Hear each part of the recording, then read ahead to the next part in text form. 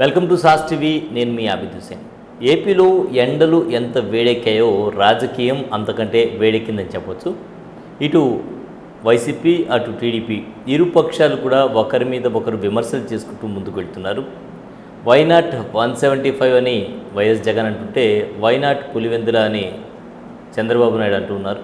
ఈ విధంగా వెళ్తున్నటువంటి ఈ క్రమంలో అసలు రాజకీయ పరిస్థితి ఏ విధంగా ఉంది, ప్రజల నాడి ఏ విధంగా ఉంది, సంక్షేమ పథకాలు ఎంతవరకు వర్కౌట్ అవుతాయి, కొత్తగా వచ్చేటువంటి సూపర్ 6 తెలుగుదేశం చెబుతున్న సూపర్ 6 వర్కౌట్ అవుతుందా, ఈ వివరాలు మనకు అందించేందుకు మనతో పాటు రాజకీయ విశ్లేషకులు షాజహాన్ ఉన్నారు.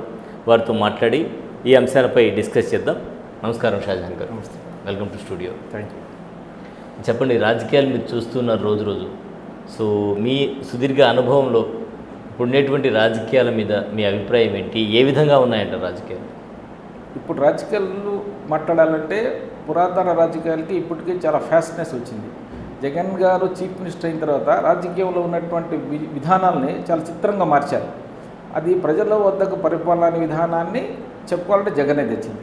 ఆయన డైరెక్ట్గా ప్రజల దగ్గర తెచ్చినందువలన గతంలో చేసినట్టు ఫెయిల్యూర్స్ అన్నింటినీ తీసుకొని బేరీజ్ చేసుకొని అతను ఒక లైన్లో ఒక మార్గంలో ప్రయాణం చేశారు. దాని ఫలితంగా సంక్షేమ పథకాలు అన్నది ప్రతి పేదవాడైనడికి అందరికీ అందినాయని చెప్పొచ్చు. అలా అందినాయా లేవా అనే దానికి కన్ఫర్మేషన్ కోసం ప్రతి శాసనసభ్యులను వైఎస్ఆర్సీ వారందరూ ప్రతి గడపకు పోయి అవి విచారించినప్పుడు వాళ్ళ ఇంట్లో అందినాయా లేవా అని చూస్తే ప్రతి ఇంట్లో కూడా ఆయన ఏ కార్యక్రమాలు చేశారు అవన్నీ అందినట్టుగా రూఢి అయింది. ఫలితంగా సంక్షేమ పథకాలు స్పష్టంగా ప్రతి పేదవాడి ఇంటికి చేరి అని చెప్పడానికి మంచి ఆధారాలు ఉన్నాయి. జరిగింది కూడా అది, దాన్ని మనం కాదనలేం. అంటే బటన్ నొక్కుతున్నారు, సంక్షేమ పథకాలు అందుతున్నాయి, కానీ అభివృద్ధి మాట ఏంటి అనేటువంటి మాట వినిపిస్తుంది. దీని మీద మీరు అది ఎలా చెప్తాం?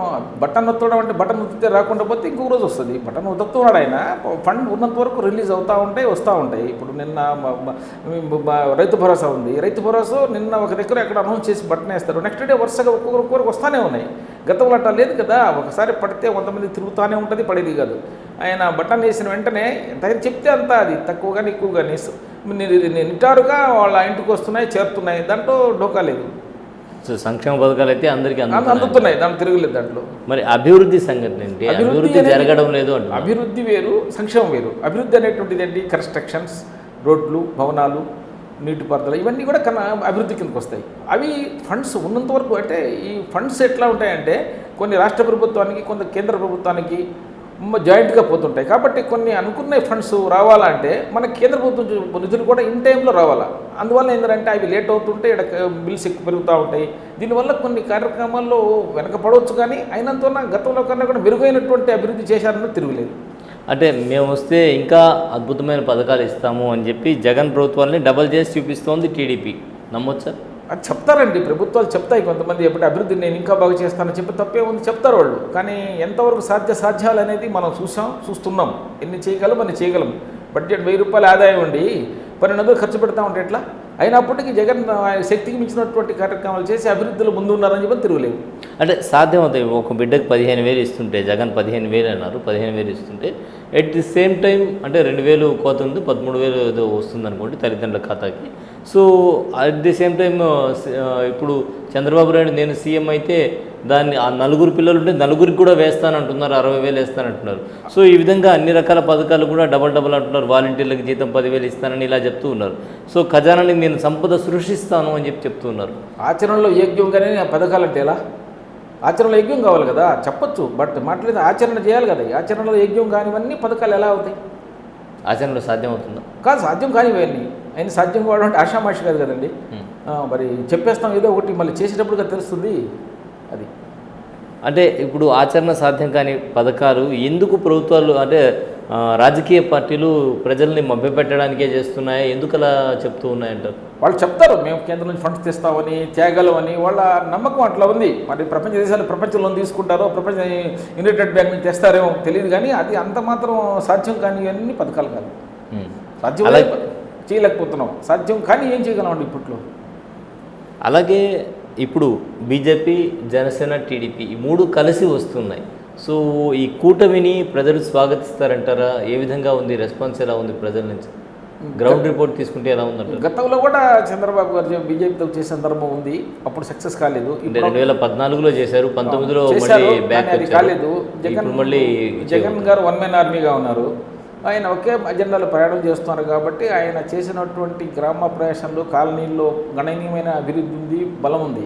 ఇప్పుడు మనం కలిసి జగన్ పవన్తో కలిసినంత మాత్రం గతంలో పవన్ చేసినప్పుడు సీట్ ఏం రాలేదుగా, ఇప్పుడు వస్తుందని ఊహించేదానికి ఆఫ్ కోర్స్ 5 ఏళ్ళు అయింది కాబట్టి కొద్దిగా చిన్న తక్కువగా ఒక మైనస్ వేవ్లో కొంత ఉండవచ్చు. అంత మాత్రాన వాళ్ళు జగన్ సిబిఎన్ అండ్ కంపెనీ వస్తుందని ఊహించలేదు. అదేవిధంగా తీసుకుంటే ప్రధానంగా ఆరోపణలు కూడా ఉన్నాయి. అంటే జగనన్న కాలనీస్లో ఎక్కువగా ఫండ్స్ తినేశారనేటువంటి మాట వినిపిస్తుంది. దీని మీద మీరు ఏమంటారు? ఇప్పుడు ఏదన్నా కార్యక్రమం చేసేటప్పుడు మంచి పేరు చెడ్డ పేరు వస్తుందండి. గమ్ముకు కూర్చుంటే ఏముంది, ఏం పని చేయకుండా గమ్ముకు పోతుంటే మంచివాడే అంటారు. పని చేస్తున్నప్పుడు చెడ్డ పేరు మంచి పేరు రెండు వస్తాయి కాబట్టి రెండు కూడా స్వీకరించాలా. ఆ విధంగా అతనికి చెడ్డ పేరు చేసి కొంచెం ఇబ్బంది కలిగి ఉండవచ్చు. డెఫినెట్లీ వస్తుంది. ఒక మంచి కొన్ని గమ్ముకుంటే 3 పూట్ల తినేసి గమ్ముకు చక్కగా వస్తూ ఉంటే మంచివాడు అనక చెడ్డోడు అంటామా? అట్లాగనే ఆయన చేసే కార్యక్రమాల్లో కొన్ని ఇబ్బందులు కలుగుతాయి. కలిగినంత మాత్రం అవి చెడ్డని ఎలా అనగలం? జిల్లాలో ఏ విధంగా ఉంది ప్రస్తుతం వైసీపీ పరిస్థితి కానీ టీడీపీ పరిస్థితి కానీ? ఫైట్ బాగుంది, బాగా వాళ్ళు ప్రచారం చేస్తున్నారు. ఈయన అభివృద్ధి కార్యక్రమంలో జగన్ ఉన్న ప్రభుత్వం జరుగుతూ ఉంది. అభివృద్ధి మీద జరిగిన దానికి చెప్పేదానికి జగన్ గారి దగ్గర ఆధారాలు ఉన్నాయి. శాసనసభ్యులు ప్రతి ఇంటికి గడపకు పోయారు. పోయినప్పుడు చూశారు, ఏమమ్మా మీ ఇంట్లో వచ్చినాయి సార్ అన్నారు. సంతోషం. ఇంకా ప్రతి ఇంటికి పోయి అన్ని అభివృద్ధి చేసిన తర్వాత ఆయన అడుగుతున్నాడు ఓట్లు. వీళ్ళు ఇంకా భవిష్యత్తులో చేస్తూ ఉన్నారు కాబట్టి అది ప్రజలు నిర్ణయిస్తారు. నిర్ణయాన్ని ప్రకారం చూసుకుంటే అభివృద్ధి చేసుకున్నారు కాబట్టి ఖచ్చితంగా వాళ్ళు జగన్ ఆదరిస్తారని ఊహిస్తాం. సో రానున్న ఎన్నికల్లో జగన్ని ఆదరించే అవకాశం ఎక్కువ ఉందంటారు? అవును, అవకాశం ఉంది. కోవూరులో చూసుకుంటే కోవూరులో పాలిటిక్స్ ఏ విధంగా ఉందంటారు? కోవూరు పాలిటిక్స్ నల్లపరెడ్డి ప్రసన్న కుమార్ రెడ్డి గారు వైఎస్ఆర్సీపీ తరఫున. ఎందుకంటే అవును, నల్లపరెడ్డి ప్రసన్న కుమార్ రెడ్డి వైఎస్ఆర్సీపీ పైన ఉంటే వేమిరెడ్డి గారి సతీమణి వేమిరెడ్డి ప్రభాకర్ రెడ్డి గారి సతీమణి వేమిరెడ్డి ప్రశాంత్ రెడ్డి ఇక్కడ బరిలో ఉన్నారు. అవును. సో అందువల్ల టైట్ ఫైట్ అని రాష్ట్ర రాజకీయాల్లో మొత్తం కూడా ఆ నియోజకవర్గం మీద ప్రత్యేకంగా కాన్సన్ట్రేట్ చేయడం జరిగింది. అవును. సో దీని మీద ఎలా ఉందంటారు? ప్రశాంతి మేడం గారు ఇప్పుడు వచ్చారు, అవి గతంలో ఆమె లేదు కదా కాబట్టి ఆయన డైరెక్ట్ రాజకీయాలు లేరు. ఇప్పుడు వచ్చి చేస్తూ ఉన్నారు. ఆయన చేసేసాడు అభివృద్ధి అనేది, చేస్తారు కూడా. దాని ఫలితంగా ప్రసన్న కుమార్ రెడ్డికి మంచి గట్స్ ఉన్నాయని నా అభిప్రాయం. అంటే ప్రధానంగా తీసుకుంటే ఏ విధంగా ఉండేటువంటి అవకాశం ఉంది? ప్రజలకు అందుబాటులో ఉంటాం మేము కూడా అని చెప్తూ ఉన్నారు. ప్రధానంగా అక్కడ వినిపించేటువంటి మాట అందుబాటులో ఉంటారా లేదా అనేటువంటి మాట ప్రశాంత్ రెడ్డి వైపు నుంచి వినిపిస్తూ ఉంటే, లేదు మేము అందుబాటులోనే ఉంటాం, మా సొంత గృహం కూడా లేగుంటపాటులో ఉంది అనేటువంటి మాట వినిపిస్తుంది. సో దీన్ని నమ్ముతారా? ప్రజలు నమ్మే పరిస్థితి ఉందా? ప్రసన్న గారు కూడా ఎప్పుడైతే వాళ్ళ నాన్నగారు నెల్లూరు వచ్చేసి కోవూరు నుంచి శాసనసభ్యులు అయ్యారో ఫ్యామిలీ ఒకటి నెల్లూరు షిఫ్ట్ అయిపోయారు. వాళ్ళు 5 సంవత్సరాల నుంచి నెల్లూరులోనే ఉన్నారు. వాళ్ళు నెల్లూరుకి కోవూరుకి జంట నగరాలు, 2 కోవూరు నెల్లూరు జంట నగరాలు. కోవూరు బార్డర్ నుంచి నెల్లూరు బార్డర్కి 200-300 మీటర్ తేడా ఉంటుంది. ఫలితంగా ఆయన ఇక్కడే ఉన్నారు, వాళ్ళు ఇక్కడే ఉన్నారు. అది సమస్య ఉంది దానికి. ఓకే. అదేవిధంగా కార్యకర్తలు నాయకులు చేరికల విషయం తీసుకుంటే ఇరువైపులా చేరుతూ ఉన్నారు. సో నాయకులు పార్టీలు మారినంత మాత్రాన, నాయకులు పార్టీలు చేరినంత మాత్రాన ఓటింగ్ సరళి అనేది మార్పు చెందుతుందా? ఓటర్స్ మారుతారా? ఓటర్ల అభిప్రాయం మారుతుందా? నాయకుల వెనక ఓట్లు ఉన్నాయి అనేది ఎప్పుడో పోయింది. ఇప్పుడు నాయకుల వెనక ఓట్లు లేవు. అభివృద్ధి వాళ్ళ తిరుగు ప్రజలు. ఇప్పుడు కోవూరులో ప్రధానంగా డబ్బు సంచులు పెట్టారు, నాయకుల్ని కొంటున్నారు, ఇదే మాట కదా పదే వినిపిస్తుంది. సో దీనివల్ల ఏమన్నా ఎఫెక్ట్ ఉంటుందా అనేది? ఎఫెక్ట్ కొంత ఉంటుంది. అంత మాత్రాన ఓడించే అంత శక్తి వీళ్ళకి రాదు. ఒకవేళ ఎఫెక్ట్ ఆర్థికం మనీ ఇవన్నీ కూడా కొంత సహాయం చేస్తాయి, ఒక దశలోనే చేస్తాయి. ఇప్పుడు జగన్ మీద వేవ్ ఉందంటే ఇది చేసుకున్నా ఏం సాలవు కదా. జగన్ వేవ్ ఉందంటారా? జగన్ వేవ్ ఉంది, డెఫినెట్గా అభివృద్ధి చేశారు కాబట్టి. విలేజెస్లో కాలనీస్లో విపరీతం వేవ్ ఉంది.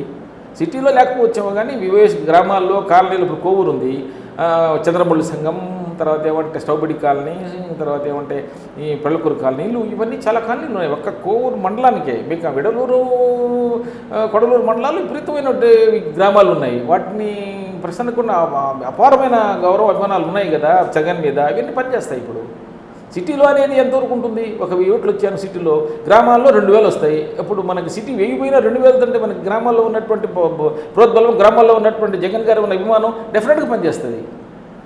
అంటే ప్రధానంగా తీసుకుంటే నిరుద్యోగ సమస్య కావచ్చు, మెగా డిఎస్సి ప్రకటిస్తామని చెప్పి ప్రకటించకపోవడం కావచ్చు, ఇవన్నీ కూడా వైసీపీకి మైనస్గా మారేటువంటి అవకాశం ఉందా? ధరల పెరుగుదల, ప్రధానంగా ధరల పెరుగుదల కావచ్చు, అలాగే రోడ్లు ఏవైతే ఉన్నాయో ఇవి కావచ్చు, ఇవన్నీ కూడా రానున్న ఎన్నికల్లో వైసీపీకి మైనస్ అవుతాయా? రోడ్లు అనేది కొన్ని సెంట్రల్ స్టేట్స్ ఉన్నాయండి. ఇప్పుడు మనకి మన విజయసాయి రెడ్డి గారు చెప్పారు ఏమని, రైల్వే కనెక్టివిటీ చాలా సూపర్గా ఉంది, ఎయిర్ కనెక్టివిటీ లేదు, దాన్ని మనం తెస్తాము అని చెప్పారు. మంచి మంచి మంచి మాట చెప్పారు ఆయన. రైల్ కనెక్టివిటీ అంటే 3 రైల్ కనెక్టివిటీస్ ఉన్నాయి. ఇప్పుడు నడికుడి కాళహస్తి ఉంది, విజయవాడ చెన్నై ఉంది, తర్వాత ఏమంటే మంగంపేట కృష్ణపట్నం కార్గో సర్వీస్ ఉంది రైల్వేస్కి ఇప్పటికీ. అంటే మంచి సెలెక్టివిటీ కంటిన్యూటీ ఉంది. బట్ ఎయిర్ కంటిన్యూటీ డిలే అయింది. అది దానికి విజయసాయి తొందరలో దాన్ని నేను వెంటనే చేస్తానని మాటిచ్చారు. కాబట్టి నెల్లూరుకు ఉన్నటువంటి రోడ్లు అనేది ఇంకా రోడ్లు అంటే హైవే NH5 ఆల్రెడీ NH6 ఆ రోడ్లు ఉన్నాయి. ఇంకా కావాలి సిటీ రోడ్లు ఎప్పుడు టైట్గా ఉంటే వేస్తూ ఉంటారు, ఫండ్స్ వస్తే వేస్తూ ఉంటారు. దానికి అడ్డమే ఉంటుంది. దానికి అభివృద్ధి లేదు అని ఎలా చెప్పగలం? ఫండ్స్ వస్తే చేస్తూ ఉంటారు. డ్రైనేజెస్ ఎప్పుడో జరిగింది, డ్రైనేజ్ ఇప్పుడు డెవలప్మెంట్ అవుతానే ఉంది. అంటే ఫండ్స్ వస్తే చేస్తాము అంటే ప్రజలు ఇబ్బంది పడేటువంటి పరిస్థితి కూడా ఉంటుంది కదా, అటువంటిది ప్రతి కార్యక్రమంలో ఇబ్బంది ఉంటుంది. ఫండ్స్ని బట్టి దాన్ని అడ్జస్ట్మెంట్ చేసుకొని పోతూ ఉంటారండి. రైట్. అలాగే తీసుకుంటే నెల్లూరు నెల్లూరు జిల్లా తీసుకుంటే విజయసాయి రెడ్డి గారి కావచ్చు, ఇటు వేమిరెడ్డి ప్రభాకర్ రెడ్డి గారికి కావచ్చు, ఇద్దరికి విజయసాయి రెడ్డి వేమిరెడ్డి ప్రభాకర్ రెడ్డి మధ్య ఫైట్ తీసుకుంటే ఏ విధంగా ఉండేటువంటి అవకాశం ఉంది? ఎవరి వైపు ప్రజలు మొగ్గు చూపేటువంటి అవకాశం ఉంది?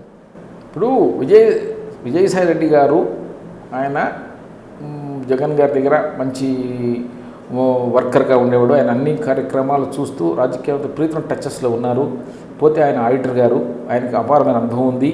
ప్లస్ ఆయన ఆల్రెడీ రాజ్యసభ సభ్యులు, ఆయనకు ఆ విధంగా ఢిల్లీలో మంచి పట్టుంది. తర్వాత నెల్లూరు జిల్లా వాస్తవ్యులు ఆయన కూడా, ఆయనకు అన్ని లైన్లో ఉన్నాయి. పోతే ఆయన శాసనసభ్యులు నెల్లూరు జిల్లాలో అందరూ వైఎస్ఆర్సీపీ వాళ్ళే. కాబట్టి ఆ ప్లస్ పాయింట్, ఆయనకు ఉన్నట్టు పరిజ్ఞానం అవన్నీ ఆయన సహకరిస్తాయి ఉన్నాయని అనుకుంటున్నాం. దాని ఫలితంగా ఆయన విజయావకాశాలు మెండుగా ఉన్నాయి. ఈయన కూడా రాజ్యసభ సభ్యులే. ఈయన ఆయన ఇప్పుడు టర్మ్ అయిపోయింది కదా, ఇంకా 3 సంవత్సరాలు ఉంది ఆయన రాజ్యసభ సభ్యత్వం. ఆల్రెడీ చేశారు కదా, చేసేసారు ఆయన. అప్పుడు మీకు తెలిసి జిల్లాలో తీసుకుంటే కొన్ని కార్యక్రమాలు కూడా ఆయన భక్తిపూర్వక ఆధ్యాత్మికమైనటువంటి కార్యక్రమాలు చేసి ప్రజలకు చేరువయ్యారు. అదేవిధంగా ప్రజలకి మంచి చేసేటువంటి అంటే కొన్ని సేవా కార్యక్రమాలు కూడా చేసి ఉన్నారు. దైవాధ్యయన కార్యక్రమం అది వ్యక్తిగతమైందండి. ఆయనకే ప్రయోజనం జరుగుతుంది, కానీ దైవాధ్యయనం వల్ల ప్రజలకు ఏం అరగదు. దైవాధ్యయనం అనేది నువ్వు దండం పెట్టుకో, స్వామి నన్ను బాగా చేయాలా అని దండం పెట్టుకుని వెళ్తావు, నేను నమాజ్ చదువుకొని నేను ఇంటికి వెళ్తాను, మన కోసం మన కుటుంబాల కోసం చేసుకుంటాం. కానీ దైవాధ్యయన కార్యం అభివృద్ధిలో రాదు. అభివృద్ధి చేసింది ఏం చేశారు అని నల్లపల్లి శ్రీనివాస్ కూడా ఆ రోజుల్లో ప్రీతమైన అభివృద్ధి చేశారు. సేవా కార్యక్రమాల వల్ల కలిగేటువంటి పుణ్యం కూడా సేవా కార్యక్రమం చేస్తే వస్తుంది. దైవదినం వేరు, సేవ వేరు. సేవ అనేటువంటిది నీళ్ళు వేయడం, వాటర్ ప్లాంట్ వేయడం, అవి కొంతవరకు పనిచేస్తాయి, కానీ అత్యంత శక్తివంతంగా పనిచేయలేవు. సరే, నెల్లూరు నగరం తీసుకుందాం. నెల్లూరు నగరం తీసుకుంటే మాజీ మంత్రి నారాయణ వర్సెస్ ఖలీల్ పోటీ ఏ విధంగా ఉండేటువంటి అవకాశం ఉంది? నారాయణ గారు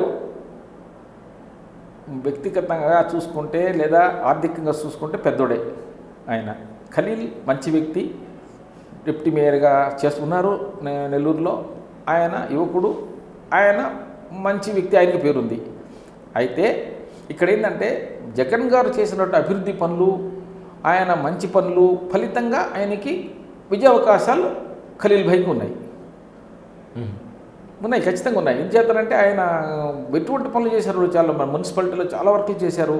తర్వాత ఏమంటే ఫండ్స్ తీసుకొచ్చి తెప్పించి అనిల్ గారు తెప్పించి ఇచ్చారు. అలాంటప్పుడు అంటే ఖలీల్ చాలా గొప్ప పనులు చేశారు. ఆయన యువకుడు, అందరికన్నా ముందు ఆయనకి ఆల్రెడీ ఆయన వర్కర్ అనే పేరు ఉంది, ఆయన చేస్తారు. నారాయణ గారు అనేది ఆయన ఒకసారి ఓడిపోయారు వైసీపీ చేతిలో, ఇప్పుడు ఆయన కష్టపడి పనిచేస్తున్నారు అంతవరకే. కానీ ఖలీల్కి ఉన్నటువంటి అవకాశాలు నారాయణ గారికి ఉండవని అనుకుంటున్నాను. సో ఓవరాల్గా ఏపీ రాజకీయాలు చూసినప్పుడు ఎలా అనిపిస్తుంది మీకు? ఏపీ రాజధాని ఇచ్చేస్తే మళ్ళీ జగన్ గారు వచ్చేట కనపడుతుంది. ఎందుకంటే ఆయన అభివృద్ధి అనే పదం పెట్టడం, కాలనీస్, ఆయన బిలో పావర్టీ మొత్తం కూడా జగన్ వైపే చూస్తున్నారు. కాబట్టి జగన్ గారి దగ్గర ఉన్నటువంటి విధానంలో ఆయన వాళ్ళ కోసం ప్రీతమైనటువంటి డబ్బు తెచ్చి ఖర్చు పెట్టి వాళ్ళకందరికీ చేశారు కనుక వాళ్ళ ఆశీస్సులు జగన్ గారికి ఉన్నాయని నా అభిప్రాయం. రైట్. సో మొత్తానికి ఏపీ రాజకీయాలు చూసుకున్నట్లయితే వైసీపీకే కొంచెం ఎడ్జ్ ఉండేటువంటి అవకాశం కనిపిస్తుంది. ఎందుకంటే బిలో పావర్టీ లైన్ ఎవరైతే ఓటు అంటే పోలింగ్ బూత్ దాకా వస్తారో వాళ్ళందరూ కూడా జగన్ సపోర్ట్ చేసేటువంటి అవకాశం ఎక్కువగా ఉంటుంది. ఎందుకంటే ప్రతి ఒక్కరు కూడా జగన్ ద్వారా లబ్ధి పొంది ఉంటారు కాబట్టి ఖచ్చితంగా ఆయనకు ఓటేసే అవకాశమే కనిపిస్తుంది. మిగతా వాళ్ళు ఎవరైతే ఉన్నారో ఆ రోజు ఏ విధంగా ఉంటుందో చెప్పలేము. సో పోలింగ్ బూత్ దాకా వస్తారా రారా, సో దీని మీద అంతా డిపెండ్ అయి ఉంటుంది. కాబట్టి ప్రధానంగా ఎక్కువగా తీసుకుంటే జగన్కు కొంచెం ఎడ్జ్ ఉండేటువంటి అవకాశం అయితే ఈ ఎన్నికల్లో కనిపిస్తోంది అంటున్నారు షాజహాన్. ఇది ఇవాల్టి స్పెషల్ విశ్లేషణ. మరో విశ్లేషణలో మళ్ళీ కలుద్దాం. అంతవరకు సెలవు, నమస్కారం.